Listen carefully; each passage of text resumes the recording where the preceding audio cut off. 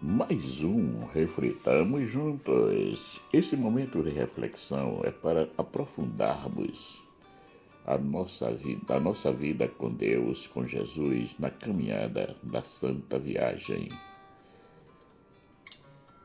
Essas reflexões são escritas após uma meditação da palavra. Peço àqueles que gostarem da reflexão que dê o seu joinha e compartilhem para que cheguem a mais pessoas. E também que se inscrevam, aqueles que ainda não se inscreveram, se inscrevam no canal. Assim podem nos ajudar a manter-se ativos na divulgação do Reino de Deus. Obrigado. Na reflexão de hoje, nós iremos refletir sobre o pedido de sinais que as pessoas da época de Jesus fizeram a ele para que provassem que ele era enviado de Deus, Pai. E o título é esse: precisamos ainda ficar à espera de um sinal?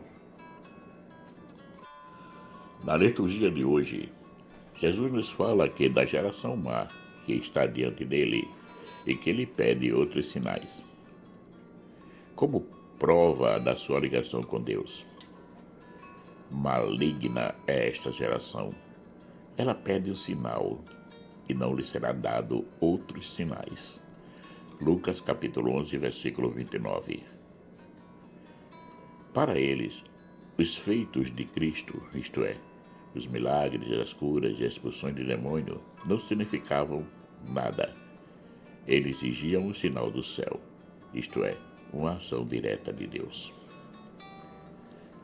Jesus, bem sabendo da dureza dos seus corações e que eles queriam pôr-lhe à prova, lhes diz: por que esta gente pede um sinal? É verdade vos digo, a esta gente não será dado nenhum sinal. Marcos capítulo 8, versículo 12. Em Lucas, Jesus se apresenta como o sinal maior, por excelência em relação ao sinal de Jonas aos ninivitas e o de Salomão à rainha do sul. Pois até dos confins da terra veio ouvir a sabedoria de Salomão. E eis aqui está quem é maior do que Salomão. E eis aqui está quem é maior do que Jonas. Lucas, capítulo 11, versículos de 31 a 32. Mas isso não é de se espantar, pois os seus próprios discípulos também manifestaram um desejo quase semelhante. Senhor, mostra-nos o Pai, o que nos basta. João, capítulo 14, versículo 8. Esse pedido foi feito logo depois que Jesus se apresentou a eles como o caminho, a verdade e a vida. João, capítulo 14, versículo 6. E ainda lhes disse que quem ouvia, via o Pai. Se vós me conheceis a mim, também conhecereis o meu Pai.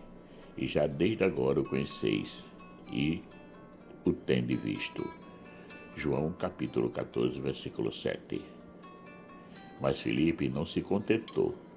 Ele fez o pedido, recebendo como resposta: estou há tanto tempo convosco e não me tendes conhecido, Filipe? Quem me vê a mim, vê o Pai. E como dizes tu, mostra-nos o Pai?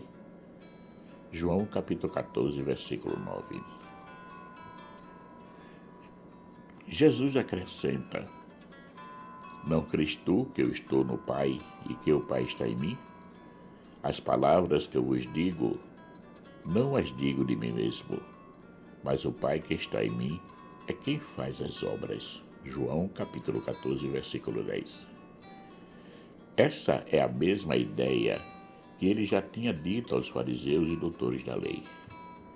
Eu não posso de mim mesmo fazer coisa alguma. Como ouço, assim julgo, e o meu juízo é justo, porque não busco a minha vontade, mas a vontade do Pai que me enviou. João capítulo 5, versículo 30. Como vemos, em nenhum momento Jesus pede para si a glória dos feitos realizados. Ao contrário, ele procura mostrar a todos que a única coisa que o realiza é fazer a vontade de Deus. Porque eu desci do céu, não para fazer a minha vontade, mas a vontade daquele que me enviou. João capítulo 6, versículo 36. Estamos sempre à espera de um sinal? Por que nos comportamos assim? Não temos muito que ir a fundo para respondermos essa pergunta. Precisamos apenas ter a coragem de, durante o nosso exame de consciência antes de dormir, nos analisarmos verdadeiramente sobre as condutas que tivemos durante o dia. Se foi voltada plenamente para acolher Jesus no irmão, ou se foi um pouco assim, isto é, primeiro as minhas vontades, depois, se possível, as vontades de Deus. Pois é, o homem só passa a duvidar das coisas do alto, isto é, de Deus, quando se está distante dele, porque fica sem um referencial, sem um porto seguro. E, de consequência, o irmão deixa de ser para ele um companheiro de caminhada rumo ao reino e passa a se tornar um concorrente daquilo que ele tanto almeja na vida. Com a incredulidade vem a cegueira do coração. O homem deixa de ver tudo claro e passa a ver tudo turvo, quando não, plenamente escuro. Para ele, só é verdade aquilo que consegue ver e tocar. Todo o resto, como as promessas, a esperança e a fé, tornam-se meras histórias da garochinha. Isto é terrível. Como podemos vencer esse mal chamado descrença? Jesus, antes de voltar para o Pai, nos prometeu que estaria conosco até os fins dos tempos. E eis que eu estou convosco todos os dias até a consumação dos séculos. Amém. Mateus capítulo 28, versículo 20. Essa promessa ele já nos tinha assegurado quando nos disse: porque onde estiverem 2 ou 3 reunidos em meu nome, aí estou eu no meio deles. Mateus capítulo 18, versículo 20. E essa presença é real, tão quanto é a sua presença na palavra e na Eucaristia. Tendo Jesus entre nós, como ele mesmo prometeu, do que precisamos? Que sinal poderia nos ser dado para comprovar a presença de Deus entre nós e a sua ação salvífica nas nossas vidas, se a sua presença entre nós já nos ilumina? Jesus é esse único e grande sinal. Ele nos trouxe a presença do reino entre nós. Graças a ele, nós já podemos experimentar em miniatura como se vive lá dos céus. O amor é que nos faz viver a vida plena da Santíssima Trindade, porque ali, entre o Pai, o Filho e o Espírito Santo, não existe outra lei que não seja a lei do amor. Portanto, quando amamos de verdade, experimentamos, em pequena proporção, a vida eterna em Deus. Todos os dias temos a oportunidade de pelo menos lermos uma frase do Evangelho, porque Jesus, como já foi dito antes, está presente na sua palavra e na Eucaristia. Portanto, não estamos sós. Podemos encontrá-lo na mais bela catedral ou na mais pequenina capela do interior. Chiara Lubick, fundadora do movimento dos focolares, quando foi se consagrar a Deus como leiga, isto é, iria viver no mundo sem entrar em um convento, o padre que era o seu confessor lhe disse: tu vais ficar sozinha no mundo. Ao qual ela respondeu: enquanto existia a Eucaristia, eu nunca estarei só. Enquanto existir um sacrário, não terei solidão. Ela era convicta de que Jesus estaria e está sempre presente na Eucaristia em qualquer sacrário no mundo. Também sabemos que Jesus está presente no irmão. Em verdade vos digo que quando fizestes a um destes meus pequeninos irmãos, a mim o fizeste. Mateus capítulo 25, versículo 40. Depois de tudo isso que nos foi apresentado, Fica a pergunta: ainda precisamos de um sinal? Será que a nossa fé não é robusta o suficiente para acolher as verdades do Evangelho e colocá-las em prática, assim como o Mestre nos ensinou? Bem, se a nossa fé é ainda fraca, não percamos tempo. Suplicamos ao Senhor, assim como fizeram os apóstolos, que pediram para aumentar a fé deles. Os apóstolos disseram ao Senhor: aumenta-nos a fé. Lucas capítulo 17, versículo 5. Sabemos que, sem ele, nada podemos fazer. Eu sou a videira, vós as varas.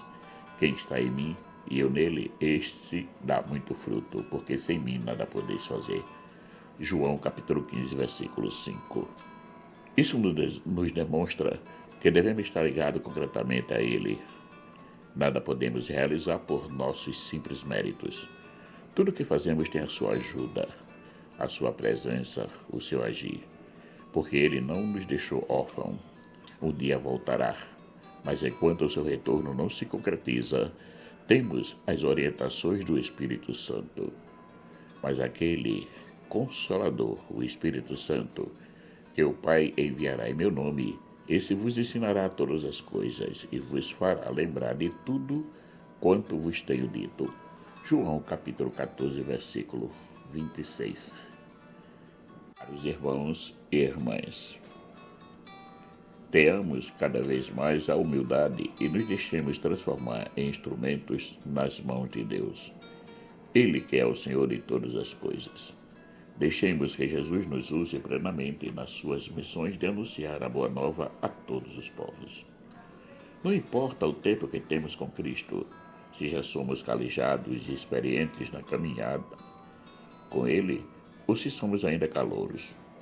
Isto é, estamos iniciando a nossa caminhada, não interessa nada. A única coisa que interessa é a nossa fé. Não devemos fazer como Tomé, que é o de só acreditar vendo. Essa atitude deve estar muito longe de nós. Logo, devemos todos os dias ao acordar dizer: Senhor, eu sei que estás comigo, como prometeste. A tua presença na minha vida é real, e por isso lanço-me a anunciar a boa nova a todas as pessoas que eu encontrar durante o dia, procurando amá-las concretamente. Assim serei para todas o sinal do teu amor. Marcos Laurentino.